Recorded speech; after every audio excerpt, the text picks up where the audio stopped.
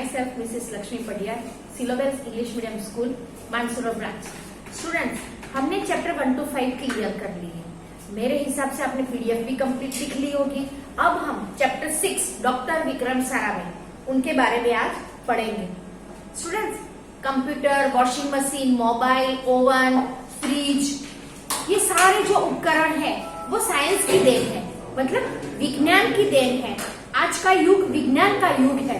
सुबह होते ही हमें इन सारी चीजों की जरूरत पड़ती है और वो सारी चीजें ये हमें साइंस के बदौलत ही प्राप्त हुई है। आज हम डॉक्टर विक्रम साराभाई के जीवन के बारे में पढ़ेंगे। ये एक साहित्य प्रकार है, क्या? जीवनी। ठीक है। हमारे जीवन में सुविधापूर्ण जो हमारा जीवन है वो वैज्ञानिकों ने जो रिसर्च करा है, जो खोज करी है, उनमें उनका प्रमुख योगदान रहा है। प्रस्तुत इकाई में चैप्टर 6 इकाई नंबर 6 हमें विक्रम साराभाई जैसे अद्भुत व्यक्तित्व क्या हमें बेखूबी से हमें यहाँ ये चैप्टर परिचय करवाती है। उन्होंने विज्ञान की प्रौद्योगिक शिक्षा, उद्योग, वाणिज्य, व्यवसाय प्रबंध आदि अनेक क्षेत्रों में देश की प्रगति के लिए उल्लेखनीय कार्य किया है। उनके जीवन की घटनाओं से प्रेरित होकर अवलोकन, परीक्षण एवं परिश्रम वैज्ञानिक दृष्टि से विकसित कर हम महान वैज्ञानिक बन सकते हैं और मानव जाति की अनुपम सेवा कर सकते हैं। तो इस तरीके से डॉक्टर विक्रम साराभाई ने हमारे जीवन में जो अलग अलग खोज करके हमारे जीवन को, मानव जीवन को बहुत मदद की है।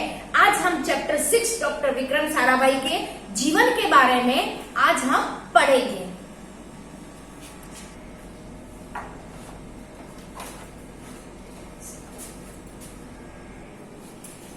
रविंद्रनाथ ठाकुर ने डॉक्टर विक्रम भाई साराभाई के लिए भविष्यवाणी की थी कि ये बच्चा बड़ा होकर, ये बालक बड़ा होकर दुनिया में महान वैज्ञानिक की उपाधि प्राप्त करेगा। वो ही बातें उनकी सच निकली। चलो अब हम इस चैप्टर की तरफ प्रयाण करते। एक ऐसे महान वैज्ञानिक थे जब वे मात्र 2 वर्ष के थे, तब गुरुदेव रविंद्रनाथ ठाकुर ने भविष्यवाणी की थी, यह बालक बड़ा होकर बहुत यशस्वी बनेगा। और बालक ने उनकी भविष्यवाणी अपने कर्मों के सच साबित कर डाली। आप क्या जानते हैं वे कौन थे? वे थे हमारे महान वैज्ञानिक डॉक्टर विक्रम साराभाई। रविंद्रनाथ ठाकुर की भविष्यवाणी सच निकली। डॉक्टर विक्रम साराभाई का जन्म 12 अगस्त सन 1919 को अहमदाबाद में हुआ था। उनका परिवार एक प्रतिष्ठित उद्योगपति परिवार था। पिता का नाम था अंबालाल और माता का नाम था सरला देवी। और विक्रम साराभाई कुल मिला के 8 भाई बहन थे। डॉक्टर विक्रम साराभाई का जन्म कहाँ हुआ था? ये एग्जाम में मैं पूछ सकती हूँ। और उनके माता पिता का नाम क्या है? उनका जन्म हुआ था अहमदाबाद में 12 अगस्त 1919 में अहमदाबाद में हुआ था। उनकी माँ पिता का नाम अंबालाल था, माता का नाम सरला देवी था और कुल मिला के उनके 8 भाई बहन थे। बाल्यकाल से प्रतिभावान विक्रम साराभाई ने बचपन का यह प्रसंग उनके सफलता हासिल करने के बुलंद इरादे को दर्शाता है। जब वह 5-6 साल के थे, वे अपने परिवार के साथ शिमला गए। शिमला उनके पिता श्री अंबालाल के नाम ढेरों चिट्ठियां आती थी। यह देखकर बालक विक्रम के मन में भी बहुत इच्छा हुई। अरे, पिताजी को इतनी सारी चिट्ठियां आती है, उनके नाम के खूब सारे पत्र आ रहे। इसलिए कई लिफाफों पर अपना नाम तथा पता लिखा और डाकघर में डाल दिया।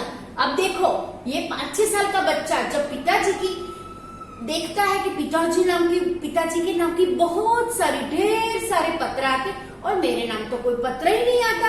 अब उन्होंने क्या, देखो कितना समझदार बच्चा है, क्या करा, कई लिफाफों पर अपना नाम तथा पता लिख दिया और डाकघर में डाल दिया। फिर क्या था, उनके नाम ढेरों चिट्ठियां आने लगी। पिता ने देखा तो उनके मन में बालक विक्रम के प्रति काम के पीछे उद्देश्य को जानने की इच्छा हुई। असलियत मालूम होने पर उन्हें बहुत हंसी आई, लेकिन सफलता पाने के लिए इच्छा जानकर अच्छा भी लगा। वह 8 साल के थे तो साइकिल पर विभिन्न प्रकार की अलग अलग प्रकार की कलाबाजियां करते थे और लोगों को अचंभित भी कर देते थे।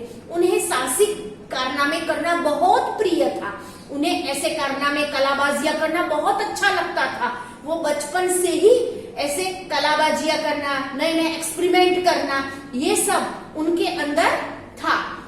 गणित तथा भौतिक के प्रति उनकी गहरी दिलचस्पी थी। मतलब मैथ्स और फिजिक्स उन्हें बहुत अच्छा लगता था। इतना इंटरेस्ट था मैथ्स और फिजिक्स के प्रति, उनका अलग ही भाव था। उन्होंने मैट्रिक की परीक्षा 1934 में, कौन से ईयर में? 1934 में पास करी और 34-37 में गुजरात कॉलेज अहमदाबाद से इंटर की पढ़ाई की और 1937 में वो इंग्लैंड चले गए। उन्होंने 1934 में मैट्रिक यानी 10th स्टैंडर्ड पास कर लिया था। 34-37 में गुजरात कॉलेज अहमदाबाद से इंटर की पढ़ाई की और 1937 में इंग्लैंड चले गए। 1940 में कैम्ब्रिज से गणित व भौतिक में बीएससी मतलब मैथ्स और फिजिक्स के सब्जेक्ट्स के साथ उन्होंने बीएससी की परीक्षा में सफलता प्राप्त की। कहां पर करी? कैम्ब्रिज। वो आगे की पढ़ाई के लिए कहां चले गए? इंग्लैंड चले गए थे। 1940 की बात है ये। तत्पश्चात द्वितीय विश्व युद्ध शुरू होते ही 1940 में द्वितीय विश्व युद्ध शुरू हो रहा था। विक्रम साराभाई भारत लौट आए। वो अपने देश में परत वापस आ गए। भारत में उन्होंने सर सीवी रामन तथा डॉक्टर होमी भाभा का सानिध्य मिला। वहां राष्ट्रीय स्वतंत्रता आंदोलन से बड़े प्रभावित हुए। सन 1942 में उन्होंने मृणालिनी स्वामीनाथन के साथ विवाह के सूत्र में वो बंध गए। उन्होंने शादी कर ली। उन्होंने अंतरिक्ष की गहराइयों से आने वाले रहस्यमय कॉस्मिक किरणों पर अनुसंधान करके कैम्ब्रिज विश्वविद्यालय में 1947 में पीएचडी की उपाधि हासिल करी। ब्रह्मांड तथा सौर मंडल के कई जटिल प्रश्नों का प्रायोगिक हल निकालने का श्रेय डॉक्टर विक्रम साराभाई को प्राप्त है। यह उन्हीं का सुझाव था कि कॉस्मिक किरणों पर प्रयोग करने के लिए हिमालय की ऊंची चोटियां सर्वाधिक उपयुक्त व अनुकूल होगी। इसलिए भारत सरकार ने गुलमर्ग में वैज्ञानिक उपकरणों से लेस एक प्रयोगशाला स्थापित की।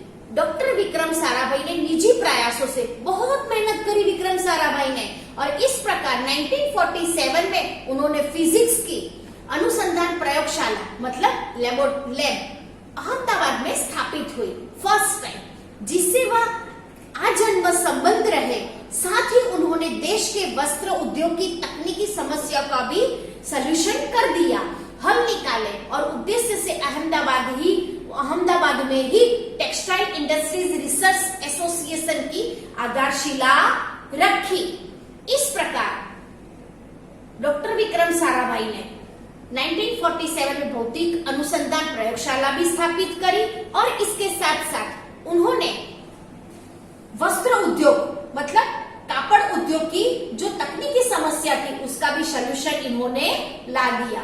भौतिक अनुसंधान प्रयोगशाला डॉक्टर विक्रम साराभाई परमाणु शक्ति, अंतरिक्ष, विकिरण, सूर्य ग्रह, तारा, प्लाज्मा, भौतिक और खगोल वह उस पर वो रिसर्च करते रहे, वो ऑलवेज कार्य करते रहे। सन 1961 में परमाणु ऊर्जा आयोग के सदस्य बनाए गए। डॉक्टर भाभा की मृत्यु के पश्चात परमाणु ऊर्जा संस्थानों का भार युवा वैज्ञानिक डॉक्टर विक्रम साराभाई के कंधों पर आ गया। डॉक्टर होमी भाभा के मृत्यु के बाद उनका जो सारा परमाणु ऊर्जा संस्थानों का जो भार था, तो ये डॉक्टर विक्रम साराभाई एक युवा वैज्ञानिक थे, उनके कंधों पर सारी रिस्पॉन्सिबिलिटी आ गई। इस प्रकार उन्होंने भारतीय अनुसंधान केंद्र का गठन किया। डॉक्टर विक्रम साराभाई इसके पहले अध्यक्ष बने। यह उनकी अगुवाई एवं अथक परिश्रम का ही तो परिणाम है। देखिए बच्चों, मेहनत तो करनी पड़ती है, बिना मेहनत के कभी किसी को कोई फल प्राप्त नहीं होता। भारत में दूरसंचार, दूरदर्शन व मौसम विभाग के लिए प्रक्षेपित अनेक उपग्रह अंतरिक्ष में सफलतापूर्वक कार्य कर रहे हैं। ये सारी देन किसके बदौलत है? डॉक्टर विक्रम साराभाई के बदौलत है। डॉक्टर विक्रम साराभाई ने अपना संपूर्ण जीवन, अपना पूरा जीवन भारत तथा विज्ञान के समग्र विकास के लिए समर्पित कर दिया। भारत के विकास में उन्होंने अपना इतना योगदान दिया, उत्कृष्ट योगदान के लिए इन्हें कई सारे सम्मान से, अंतर्राष्ट्रीय सम्मान भी, राष्ट्रीय और अंतर्राष्ट्रीय, देश और विदेश से भी काफी सारे सम्मान प्राप्त हुए। सन 1962 में डॉक्टर शांति स्वरूप भटनागर पुरस्कार, 1966 में पद्म विभूषण और 1972 में उनके मरणोत्तर बाद पद्म विभूषण जैसे अलंकरणों से नवाजा गया। इस प्रकार इन्हें बहुत सारे अवार्ड्स, राष्ट्रीय और अंतर्राष्ट्रीय की तरह उससे उनको बहुत सारे अवार्ड से उनको सम्मानित किया गया। निशस्त्रीकरण से संबंधित कई महत्वपूर्ण अंतर्राष्ट्रीय संस्थाओं में भी भारत के प्रतिनिधि रहे हैं। डॉक्टर विक्रम साराभाई 1966 में international council of scientific union के सदस्य भी रहे। डॉक्टर विक्रम साराभाई कब की बात है? 1966 की बात है। वो international council of scientific union के भी सदस्य रह चुके। सन 1968 में संयुक्त राष्ट्र संघ के यूनेस्को के विज्ञान विभाग के अध्यक्ष बने और उन्हें इंडियन जियोलॉजिकल यूनियन का प्रमुख भी बनाया गया। उनको 1968 में इंडियन जियोलॉजिकल यूनियन का प्रमुख भी बनाया गया।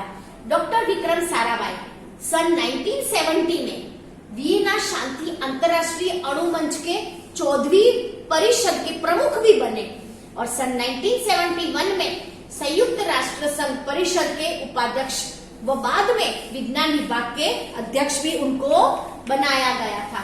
डॉक्टर विक्रम साराभाई को बहुत सारे अवार्ड्स भी मिले, बहुत सारा नेशनल इंटरनेशनल लेवल पर उनको सम्मानित भी किया गया। वह केवल उच्च कोटि के वैज्ञानिक ही नहीं थे।